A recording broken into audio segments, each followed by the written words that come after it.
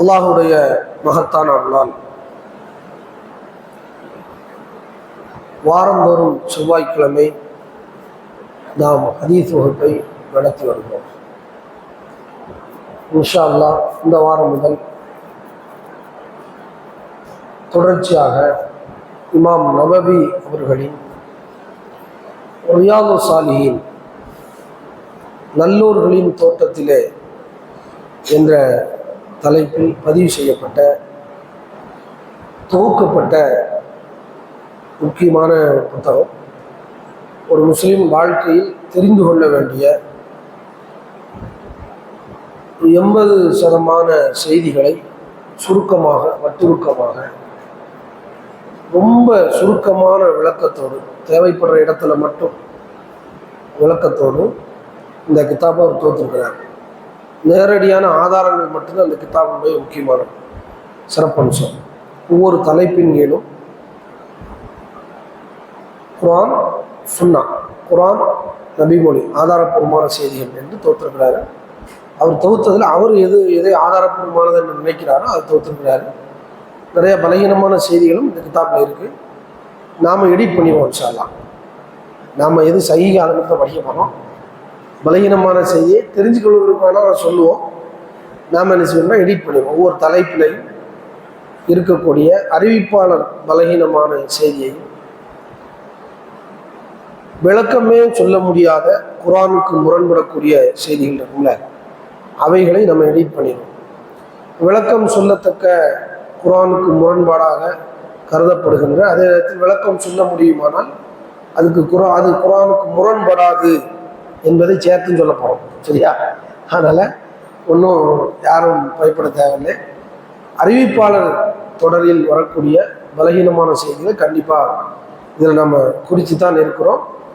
இன்னும் சொல்ல போனால் பல்வேறு அமைப்புகள் இதை மொழிபெயர்த்துருக்கிறாங்க. அப்துல் காதிர் உமரி உத்தமவாலயம் அவருடைய மொழிபெயர்ப்பும் ரொம்ப பிரசித்தி பெற்ற ஒரு மொழிபெயர்ப்பு தமிழகத்தில். அதன் பிறகு தாருசலாம் வெளியீடு முஃப்தி உமர் ஷரீஃப் காசிம் அவர்கள் மொழிபெயர்த்திருக்கிறார்கள். வேறு இன்னும் நிறைய வெளியீடுகள் வந்திருக்கிறது. நாமும் நம்முடைய ஜமாத்தின் சார்பாக இந்த கிதாபை மொழிபெயர்த்து தஹ்கீக் தஹ்ரீஜ் லைவ் சஹீஹோட இது செஞ்சுருக்கோம், வெளியிட்டிருக்கிறோம். அதனால் இந்த கிதாபை படித்தால் ஓரளவுக்கு தெரிய வேண்டிய செய்திகளை மக்களுக்கு கொண்டு போய் சேர்த்துடலாம் அப்படிங்கிற அடிப்படையில் இந்த கிதாபை தேர்வு செய்திருக்கிறோம். ஆரம்பம் முதலே என்ன செய்ய போகிறோம், வரிசையாக நம்ம தொடர்ச்சியாக படிக்க போகிறோம். நமக்கு ஒரு நிர்பந்தமும் இல்லை. சரியா? எங்கேனாலும் நிறுத்தலாம், எங்கேனாலும் ஸ்டார்ட் பண்ணலாம். அதனால் நேரத்தின் அருமை கருதி 25 நிமிஷம் அதிகபட்சம். சரியா? அந்த மாதிரி அளவில் நம்ம செய்திகளை கொஞ்சம் கொஞ்சமாக படித்தா போதுமானது. வாங்க கிதாபுக்குள்ள அப்படியே போயிடுவோம் இன்ஷா அல்லாஹ். முதலாவது பாடம் பாபுல் இஹ்லாஸ், மன தூய்மை என்ற பாடம். இந்த பாடத்தை தான் பெரும்பாலான அறிஞர்கள் தங்களுடைய கிதாபில் கொண்டு வருவாங்க. ஒரு சில கிதாபுகளை தவிர ஹதீஸை பதிவு செய்த அபுதாவுத், நசாயி, திருமதி போன்ற அறிஞர்கள் கூட இந்த ஹதீஸை தான் முதல்ல கொண்டு வருவாங்க. சஹீஹ் புகாரியுடைய ஆசிரியர் சுமார் 80க்கும் மேற்பட்ட இடங்களில் இந்த இஹ்லாஸுடைய சப்ஜெக்டில் வரக்கூடிய ஒரே ஒரு செய்தியை மட்டும் பதிவு செய்கிறார். எல்லா வணக்க வழிபாடுகளுக்கும், சொல்லுக்கும், செயலுக்கும், வர்ணனைகளுக்கும், நம்முடைய வெளிப்படையான, உள்ரங்கமான, ரகசியமான, பரகசியமான எல்லா நிலைகளையும் ஒரு மனிதன் இஹ்லாஸை விட்டுறவே கூடாது. அதனால் இந்த தலைப்பை தான், இந்த பாடத்தை தான் எல்லா அறிஞர்களும் கூடுமான அளவுக்கு கொண்டு வருவாங்க. ஒரு சில அறிஞர்களை தவிர எல்லா கிதாபிலும் இதைத்தான் முதல் தலைப்பாக கொண்டு வருவாங்க. அதே போன்று இந்த அறிஞரும் என்ன செய்கிறாரு, பாபுல் இஹ்லாஸ், மன தூய்மை என்ற பாடத்தை கொண்டு வர்றார். எல்லாவற்றுக்கும் அடிப்படை அதுதானே. மன தூய்மை இல்லாட்டி அது என்னத்தை செயல்பட்டாலும் அல்லாட்ட கூலி கிடைக்காது. இஹ்லார் நியத்தி ஃபி ஜமீல் அமாலி வல் அக்வாலி வல் அஹ்வாலி பாரிசத்தி வல் ஹஃபியத்தி என்று அந்த பாட தலைப்பு குறித்து இந்த விளக்கம் கொடுக்குறார். அனைத்து வகையான செயல்களிலேயும் சொற்களிலேயும் வெளிப்படையாக அல்லது பகிரங்கமான நிலைகளிலேயும் மறைமுகமான நிலைகளிலும் நல்லெண்ணத்தை வெளிப்படுத்துவதாகும். நல்லெண்ணத்தை நினைத்தல், நல்லெண்ணத்தை வெளிப்படுத்தல் எல்லா நிலைகள்லையும். அப்போ இஹ்லாஸுக்கு நல்லெண்ணம் இருந்தால் மட்டும்தான் மறுமையில் நன்மை கிடைக்குமே தவிர இல்லாட்ட நன்மை உலகத்தில் கிடைக்கிற பாராட்டு எல்லாம் கிடைக்கும். பதவி, பொருளாதாரம், உங்களுக்கு என்னென்ன ஆசைப்பட்டீங்களோ அதெல்லாம் கிடைச்சிடும். அதனால மறுமைக்கு ஏதாவது பயன்படுமானா பயன்படாது. அதனால என்ன சொல்ல வர்றாருன்னா, எல்லா செயல்பாடுகளையும், அது ரகசியமாக இருந்தாலும் சரி, வெளிப்படையில் இருந்தாலும் சரி, எல்லா விஷயத்திலையும், அனைத்து நிலைகளிலையும், நிலைப்பாடுகளிலையும் மன தூய்மையோடு நடத்தல் என்பதுதான் இந்த தலைப்பினோட முக்கியமான சாராம்சம். இது சம்பந்தமாக குர்ஆனில் பல 100 வசனங்களை எடுக்கலாம். அவர் 100ஐயும் போட மாட்டார். ஒரு 4-5 வசனங்களை மட்டும் எடுத்து போட்டுட்டு அவர் எது முக்கியமாக கருதுகிறாரோ அந்த வசனங்களை போட்டுருவார். அதன் பிறகு ஹதீஸுகளை வரிசையாக தோற்றுருவார். ரொம்ப நேரடியாக இந்த கிதாபை படித்தா சும்மா இருக்கிற ஒரு சாதாரண மனிதர் தாயியாக மாறிடலாம், பிரச்சாரம் பண்ணுற அளவுக்கு போயிடலாம். எந்த தலைப்பிலையும் இந்த ரியாலு சாலினை முதல்ல புரட்டிட்டீங்கன்னா அது சம்பந்தமான பேசிக்கான விஷயம் உங்களுக்கு தெரிஞ்சிடும். இதான் மேட்ரு. அதுக்கப்புறம் கூடுதலாக தேடலாம். அந்த கிதாப் ரியாலு சாலின்னு எல்லாத்தையும் தோற்றுருக்கான்னு சொல்ல முடியாது. பேசிக்காக ஒரு 10 நிமிஷம் உரை, 1 மணி நேரம் உரை, ஒரு 1/2 மணி நேரம் உரை நடத்தணும்னா இந்த கிதாபில் உள்ள ஒரு தலைப்பு எடுத்துகிட்டு போய் அதில் சொல்லப்பட்ட குர்ஆன் வசனம் ஹதீஸ் எடுத்து பேசினா போதுமான அளவுக்கு இருக்கும். அவ்வளவு வற்புறுக்கமாக தூக்கப்பட்ட புத்தகம். ஆதாரம், முதலாவது ஆதாரம் எண்ணத்தோடு, தூய் எண்ணத்தோடு வாழுதல் என்பதற்கு முதலாவது ஆதாரம் 98வது அத்தியாயம் 5வது வசனத்தில் அவர் சொல்றார். அல்லாஹ் சொல்வதை எடுத்து சொல்றார். கால அல்லாஹு தஆலா, உயர்ந்தோனாகிய அல்லாஹ் சொல்கிறான், வமா உமிரு இல்லா லியஅ்புதுல்லாஹ முஹ்லிஸீன லஹுத்தீன ஹுனஃபா. அவர்கள் சத்திய மார்க்கத்தில் நின்றவர்களாக வணக்கத்தை, முஹ்லிஸீன் அதான் ஆதாரம், வணக்கத்தை இந்த இடத்துல தீனுக்கு மார்க்கம் என்றால் வணக்கம்னு சொல்றார். வணக்கத்தை அல்லாஹ்வுக்கு உரித்தாக்கியவர்களாக, இஹ்லாஸ் உடையவர்களாக, அப்படின்னா அல்லாஹ்வை தவிர யாருக்கும் வணக்கத்தை செலுத்தாமல் இருப்பது பேர் இஹ்லாஸ். இஹ்லாஸுக்கு பல அர்த்தம் இருக்கு. இணை வைக்காமல் வணங்குறது பேர் இஹ்லாஸ். இறைவனை ஒருநிலைப்படுத்தல், தூய்மைப்படுத்தல். இந்த வசனத்தில் அப்படி அல்லாஹ் சொல்றான். அப்போ அல்லாஹ்வுக்கு மார்க்கத்தை, வணக்கத்தை அல்லாஹ்வுக்கு உரியவர்களாக ஆக்கி, கலப்பற்றவர்களாக ஆக்கி அல்லாஹ்வை வணங்குவதற்காகவே தவிர வேறு எதற்காகவும் அவர்கள் ஏவப்படவில்லை. எல்லா மூமின்களும், முஸ்லீம்களும் எதற்காக ஏவப்பட்டிருக்காங்க? ஹுனஃபாவுக்கு என்ன அர்த்தம்னா ஹனீஃபா. அல்லாஹ் இப்ராஹிம் நபியை பற்றி சொல்லும் போது அப்படிதான் சொல்றான். அல்லாஹ் மில்லத்த ஹனீஃபான்னு சொல்றான். முழுவதும் அசத்தியத்திலிருந்து நீங்கி சத்தியத்தில் நிலையாக நிற்பவருக்கு தான் ஹனீஃப். அபு ஹனீஃபான்னு பேர் வைக்கிறாங்க. சத்தியத்தின் தந்தைன்னு அர்த்தம், தூய்மையான மார்க்கத்தின் தந்தைன்னு அர்த்தம். அவர் பேரால இருக்கிற ஹனபி மதுகப்ல அது இருக்காது. பேர் நல்ல பேர். ஹனீஃப் என்ற பேருக்கு முழுவதும் சத்தியத்தில் நிற்பவர், எந்த வகையான அசத்தியத்துக்கும் அடிபணியாதவர் அர்த்தம். அப்படி நிலை நின்றவராக வணக்கத்தை அல்லாஹ்வுக்கு மட்டும் உரித்தாக்கி, முஹ்லிஸீன இஹ்லாஸ், இஹ்லாஸ் ஆக்கிய நிலையில் அல்லாஹ்வை அவர்கள் வணங்க வேண்டும் என்பதற்காகத்தான் கட்டளையிடப்பட்டுள்ளார்கள். யுகீமுஸ் ஸலாத்த, அவர்கள் தொழுகையை நிலைநாட்டுவதற்காகவும், யூத்து ஸகாத்த, ஸகாத்தை வழங்குவதற்காகவும் ஏவப்பட்டிருக்கிறார்கள். ذَلِكَ دِينٌ قَيِّمٌ, இதுவே நிலையான மார்க்கமாகும், நேரான மார்க்கமாகும். கையிமாவுக்கு நிலையானது, நேரானது, கோணல் இல்லாதுன்னு அர்த்தம். இன்னொரு அர்த்தம் வைக்கலாம். நிலையானதுன்ற அர்த்தம்னா ஆதம் நபி காலம் தொட்டு இதுதான் என்று அர்த்தம். முதல் மனிதர் ஆதமுக்கு எது அல்லாஹ் சொன்னானோ அந்த காலம் முதல் இஹ்லாஸ் இருக்குது, அல்லாஹ் மட்டும் வணங்குங்கிறது இருக்குது, தொழுகை இருக்குது, ஜக்காத் இருக்குது அப்படின்னு அர்த்தம். நிலையான மார்க்கம். அப்போ இந்த செய்தியை எல்லாம் நினைச்சான் குர்ஆன் சொன்னால், இதில் முஹ்லிஸீன லஹுத்தீன, வணக்கத்தை, மார்க்கத்தை அல்லாஹ்வுக்கு உரித்தாக்கியவர்களாக, கலப்பில்லாமல் அல்லாஹ்வை வணங்குவதற்கு ஏவப்பட்டிருக்கிறாங்க. முஹ்லிஸ் என்றால் தூய்மையான நிலையில், இணை வைக்காத நிலை என்று இந்த இடத்துல அர்த்தம் இருக்கு. ஒரு மனிதன் இணை வைக்காமல் இருந்தாலே இஹ்லாஸ் உடையவன் தானே. அல்லாஹ்வுக்கு இணை வைக்காமல் இருந்தால் ஈமான்ல எந்த ஒன்றும் கலக்காமல் இஹ்லாஸா இருக்கு, அப்படிதானே. இன்ன ஷிர்க லதுல்முன் அலீம், குர்ஆன் வசனம். லுக்மான் அலைஹிஸ்ஸலாம் தன்னுடைய மகனுக்கு சொன்ன உபதேசத்தில் அல்லாஹ் சொல்றான்.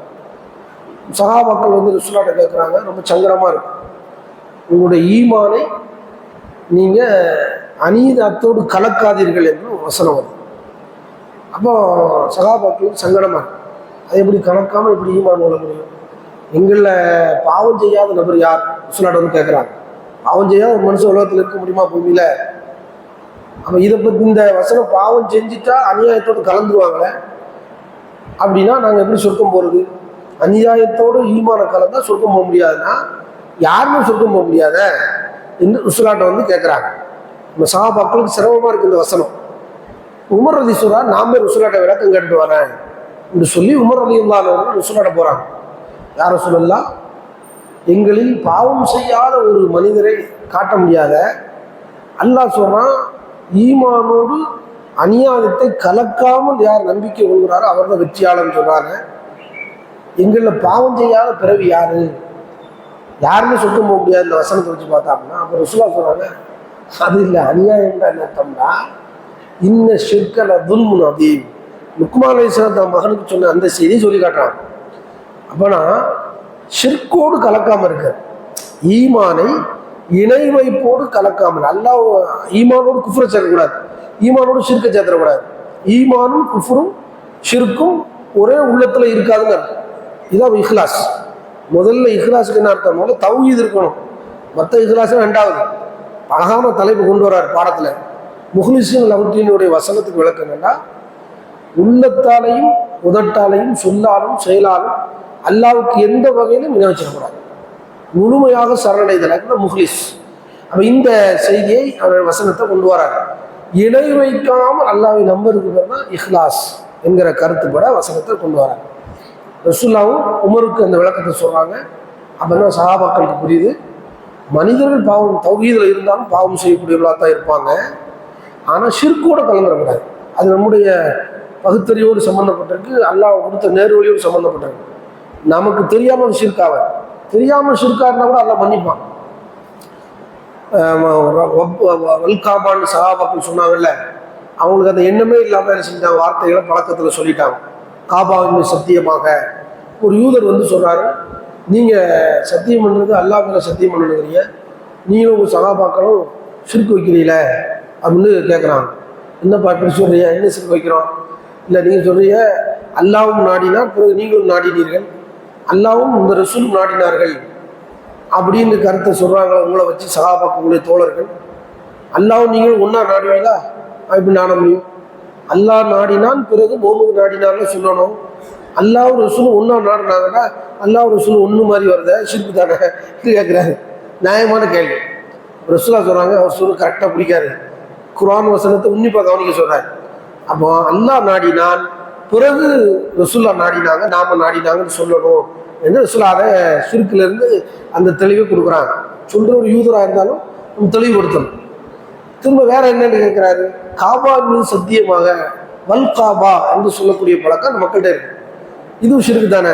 காபாவுக்கு அறிவா இருக்குது, காபாவுக்கு காதா கேட்கும், காபா கடவுளுடைய தன்மையில இருக்காது, ஒரு கல் தானே, கட்டடம் தானே, அதுக்கு எப்படி நீங்க இறைத்தன்மை இருக்கிற மாதிரி சத்தியம் பண்றீங்கள? அப்ப இது ஷிர்க் இல்லையா? முஸ்லாம் ரெண்டையுமே மறுக்கல, அவங்கள்ட்ட மறுப்புலாம் சொல்லலை, சொந்த பாயிண்ட் கரெக்ட். இணை தெரியாம செஞ்சுக்கிட்டு இருக்காங்க. ரசூலுல்லாஹ் சொல்றாங்க, திருத்தி கொடுங்க, ரப்பில் காபா, காபாவுடைய ரெச்சகன் மீது சத்தியமாகனு சொல்லுங்க, வல் காபான்னு நீங்க சொல்லாதீங்க.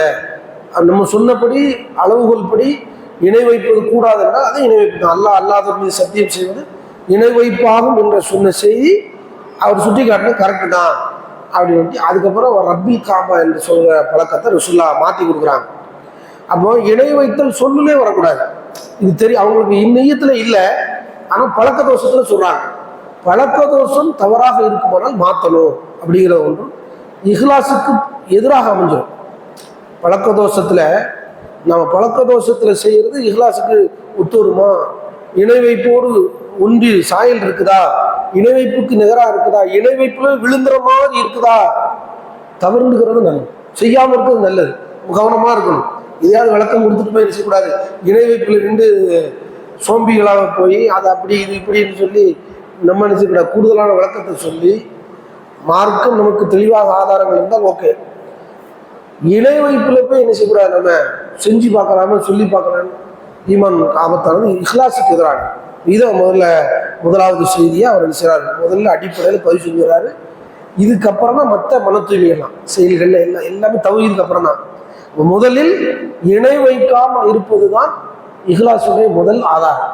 ஒரு மனிதனுக்கு நேர்வழியில் இணை வைக்காமல் இருக்கிற பாருங்க, இதுதான் முஹ்லிஸீன லஹுத்தீன் என்பதை இந்த வசனத்தை கொண்டு அவர் சிலர் நிறுவுறார். காலல்லாஹு தஆலா இன்னும் அல்லாஹ் சொல்றான், லை யனால் அல்லாஹ் லுஹூமுஹா வலா திமாவுஹா வலாக்கின் யனால் தக்வா மின்கும். இதுவும் ஒரு வசனம், ஹஜ்ஜுடைய வசனத்துல அல்லாஹ் சொல்லக்கூடிய குர்பானுடைய சட்டத்தை பற்றி சொல்றான்.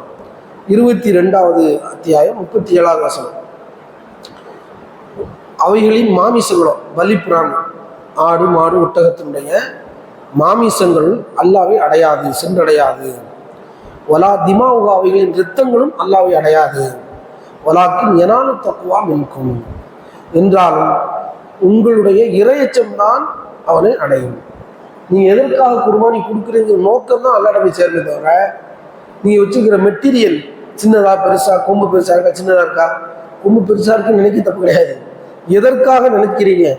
பக்கத்து வீட்டுக்காரன் கொம்பு பெருசா வாங்கியிருக்கான், சவுதி நம்ம ரியாத்து காட்டணும், அவன் துபை நம்ம சிங்கப்பூர் இப்படி வாங்கினீங்கடா சோழி முடிஞ்சிடும். அது கிடைக்கும் உலகத்துல. ஆனால் மறுமையில் கிடைக்க மாட்டாங்க. பொதுவாக கொம்பு பெருசாக இருந்தால் துட்டு கூட அதில் கொஞ்சம் இன்னும் கொஞ்சம் நல்லா கொடுப்போம். அல்லாவுடைய பலிப்பிராணியை, அல்லாவுக்கு கொடுக்குற பலிப்பிராணியை சாதாரணமாகவும் பிடிக்கலாம். கொம்பு கொஞ்சம் பெருசாக, உடல் பெருசாக இருந்துச்சுன்னா காசு பணம் கூட இருக்கும், பொருளாதாரம் கூட கொடுத்து அல்லாஹ் நீ கொடுப்போம், சிரமப்பட்டாலும் கொடுப்போம்னு நினைத்தால் அதில் இஹ்லாஸ் இருக்கு. நோக்கம் என்ன? மெட்டீரியல் மேட்டர் இல்லை. சின்னது பெருசுன்னு அல்லாஹ் பார்க்க மாட்டான். சின்னதோ பெருசோ உங்களுடைய உள்ள என்ன சொல்லுது, ஒரு மனநிலை என்ன, அதனை இஹ்லாஸ். ஒரு மனநிலையை பொறுத்து தான் தீர்ப்பு வழங்கப்படுது மறுமை நாளில். மெட்டீரியல் பெருசாக இருக்கும். ஒரு ஆள் பள்ளியாசை கட்ட காசு கொடுக்குறாரு, ஒரே நபர் தான் பள்ளியாசை கட்டி கொடுக்குறாரு. ஆனால் அவர் எல்லாத்தையும் சொல்லிக்கிட்டே இருக்கிறார், நான் அந்த பள்ளியாசை கட்டி கொடுத்தேன், நான் எல்லா நம்ம பள்ளியாசை கட்டியிருக்க முடியாது நான் அப்படின்னு ஒருத்தன் சொன்னாம்டா, இவன் பள்ளியாசை கட்டிட்டான், நம்மளாம் தொழுஒரு நன்மை கிடைச்சிருக்கும், அவருக்கு நன்மை கிடைக்குமான்னு தெரியாது. ஏன்? ஒருவேளை அந்த ஆள் நம்ம சொன்னதுனால இன்னும் 4 பேர் சூடாகி ஸ்பிரிச்சுவல் ஆகி இன்னொரு 10 பள்ளியாசில் கட்டி கொடுப்பாங்க நீயத்தில் சொல்லியிருந்தா தப்பிச்சிருவான். ஆனால் அதன் மூலம் புகழ் அடைவதற்கு, அதன் மூலம் நமக்கு ஒரு கரிஷ்மாவை ஏற்படுத்தணும், ஒரு ஃபீலிங்கை உருவாக்கணும் என்கிற மாதிரி அவன் உலக ஆதாயங்களுக்குள்ள அவனுடைய நீயத்து இருக்குமானால் கோடி ரூபாய் கொடுத்து நரகத்துக்கு போகிறான் இன்ஷா அல்லாஹ். அதுல பின்வாங்கத்திலே கிடையாது. எல்லாம் மெட்டீரியலை பார்க்க மாட்டான். கிழிஞ்சு 5 ரூபா நோட்டு கொடுத்துருப்பான், ஒரு 50,000 ஒரு 50 ரூபா கொடுத்துருப்பான் பள்ளியாசலுக்கு, ஒரு செங்கல் கூட வாங்க முடியாது அப்படின்னு சொல்லுவாங்க. அந்த அளவுக்கு தான் அவனுடைய பொருளாதாரம். ஆனால் அவன் கொடுத்த நியத்து பெருசா இருக்குமானால் இதை விட பெரிய ஆலயத்தை அல்ல அவனுக்கு மறுமையில் சோளத்தில் கொடுத்துருவான்.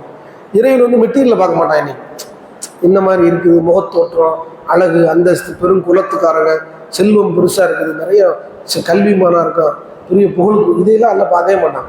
இது அல்லாவுக்கு தேவையும் படாது. இது அழிஞ்சு போகக்கூடிய அம்சங்களா இருக்கு. அழியாத அம்சம் என்னவா இருக்குன்னா மனநிலை தான். நம்முடைய மனநிலை நான் அதில் ஈமான்னு சொல்றோம். ஈமான்னா மனநிலை. நம்ம தெளிவான மனநிலையில் இருக்கிறோமாங்கிற வச்சுதான் முடிவெடுக்கிறாங்க. அப்ப அல்லாஹ் சொல்றான், அவர்களுடைய மாமிசங்களின் மாமிசங்களோ பலிப்பிராணியுடைய மாமிசங்களோ ரத்தங்களோ அல்லாவை அடையாது. அதை கொடுக்கின்ற, அல்லாவுக்காக வந்து தியாகம் செய்கிற, அறுக்கின்ற உங்களுடைய மனநிலை உள்ளட்சம் தான் அல்லாவை அடையும் என்று அல்லாஹ் சொல்றான். அப்ப பாருங்க, மெட்டீரியலுக்கும் மனசுக்கும் ஒரே சமமா ரெண்டும் ஒன்றுச்சுன்னா, ஒரு மையப்புள்ளியில சேர்ந்துருச்சுன்னா உலகத்துல அந்த மெட்டீரியல் அதன் மூலமாக கிடைக்கிற நன்மை கிடைச்சிடும். மறுமையில அந்த நன்மை எந்த குறையும் இருக்காது. இதை நம்ம கவனத்தில் வைக்கணும். என்றைக்கும் உலக ஆதாயங்களை முன்னிறுத்தி, பொருளை மட்டும் முன்னிறுத்தி, காசு பணங்களை முன்னிறுத்தி, உலக ஆதாயங்களை ஏதேனும் ஒரு ஆதாயத்தை முன்னிறுத்தி எந்த செயலையும் செய்வோமானால் அது மறுமையில் பயனளிக்காது என்பதை என்ன செய்றார் அழகா சொல்லி. அப்போ முதல்ல இஹ்லாஸுக்கு தௌஹீதை சொல்லிடுறார். தௌஹீதுக்கு அப்புறம் அமல்கள் பயனளிப்பதற்கு என்ன ஆதாரம் அப்படின்னு கேட்டால் உள்ளம் தான் ஆதாரம். இமாம் இப்னு தைமிய்யா ரஹ்மத்துல்லாஹி அலைஹி சொல்றாங்க, இது இமாம் இப்னு தைமிய்யா சொல்லாட்டாலும் குர்ஆன் ஹதீஸில் உள்ளதுதான். அவர் சொன்னதுனால அவர் பேரை சொல்றார். அவர் சொல்றாரு, நிறைய அறிஞர்கள் சொல்றாங்க, சலஃபி சாலிஹீன்ல நிறைய அறிஞர்கள் இந்த கருத்தை சொல்றாங்க. என்ன கருத்தை சொல்றாங்கன்னு கேட்டால், அமல்கள் ஏற்கப்பட 2 அம்சங்கள் வேண்டும். ஒன்று என்னன்னு கேட்டால் தலீல், ஆதாரம். குர்ஆன் சுன்னா, நஸ்னா நேரம் சான்று, குர்ஆன் ஹதீஸிலிருந்து சுன்னாவிலிருந்து ஆதாரம். 2வது இஹ்லாஸ் இருக்கணும். குர்ஆன் சுன்னா ஆதாரம் இருக்குது, எப்படி நெஞ்சில் தக்பீர் கட்டி தொழணும், நபி ஒளி தொழுகை எல்லாமே ஓகே. ஆதாரப்பூர்வமான செய்தி. ஆனால் மன தூய்மையில்னு வச்சுக்கோங்களேன், கோஸ் எங்க போகாது. உங்கள் அமல்கள் ஆதாரப்பூர்வமாக இருந்தாலும் செல்லாது. இதை சொல்லிக்கிட்டே இருக்கணும் திரும்ப திரும்ப. ஆதாரப்பூர்வமான செய்தி மட்டும் பத்தாது, இஹ்லாஸ் இல்லைன்னா இந்த கேட்டகரியில நாம இருக்க மாட்டோம், நிறுத்துக்கிற வேண்டியதான். இன்னொரு சாரார் இருப்பாங்க, இஹ்லாஸ்ல அவங்க ரொம்ப பயபக்தியா கூட்டுத்தனமா இருப்பாங்க, ஆனால் ஆதாரம் இருக்காது.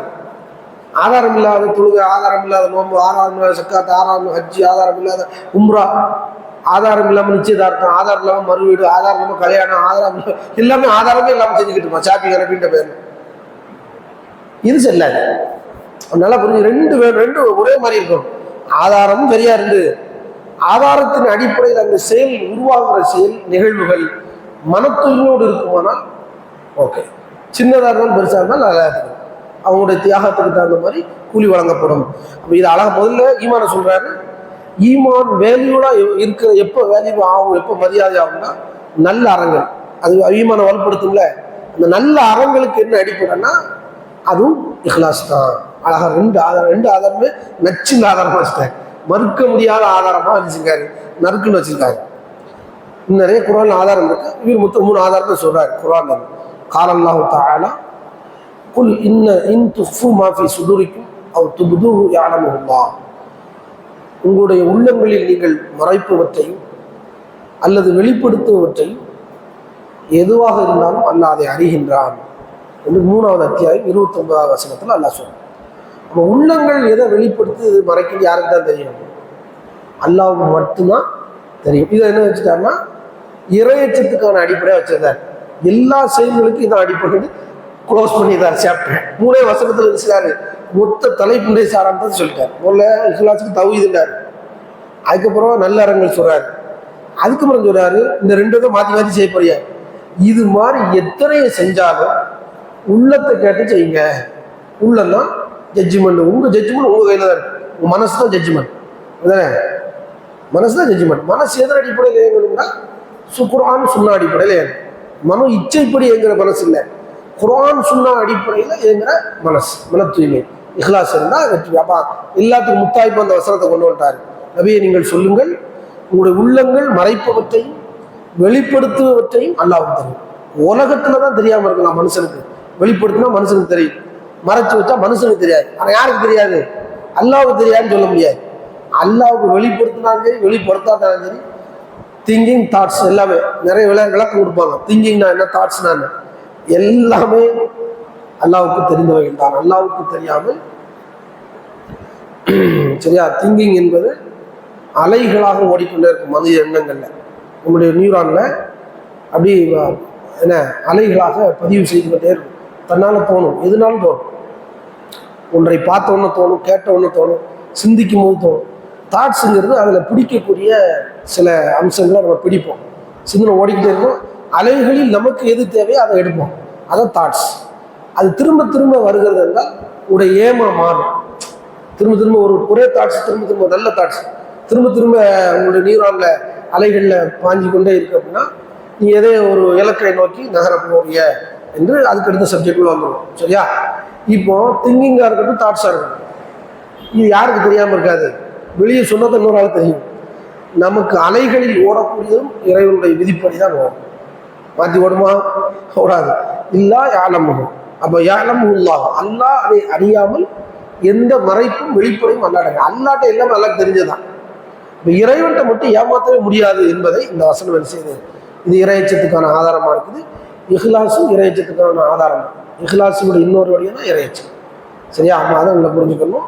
இல்லாமல் இறைவன் இந்த வசனங்களில் சொல்லப்பட்ட கருத்துப்படி நம்முடைய நம்பிக்கையை, நம்முடைய செயல்பாடுகளை, நம்முடைய அனைத்து நிகழ்வுகளையும், அல்லாஹ்வை நோக்கிய நம்முடைய முகங்களையும் உள்ளங்களையும் அனைத்தையும் திருப்புகின்ற நல்ல மக்களாக அல்லாஹ் அருள் புரிவானாக. வாஹிர் தவானா அல்ஹம்துலில்லாஹி ரப்பில் ஆலமீன்.